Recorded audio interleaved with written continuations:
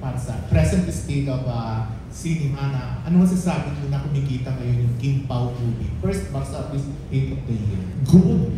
I mean, any movie that makes money is a ray of light in a vast forest of darkness.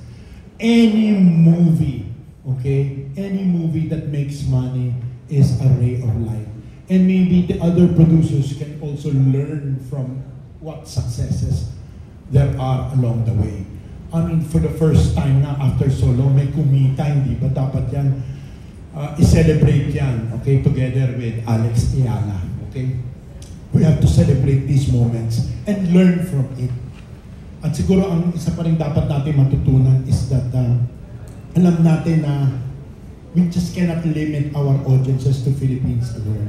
We have to globalize the kind of products that we need. Showing na nga siya sa North America today. Oo. Importante na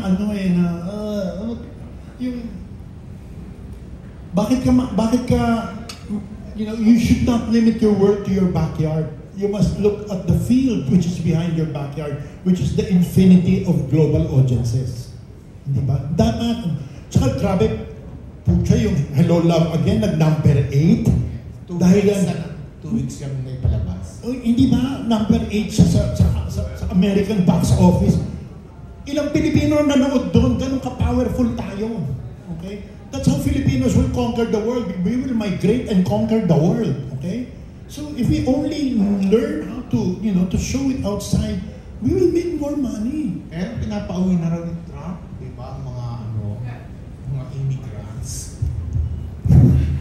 Ito naman, ba't naman si Trump na usapan? Nababawasan ng mga Pilipino ron. No. But you see, the world is not the US as well. Okay?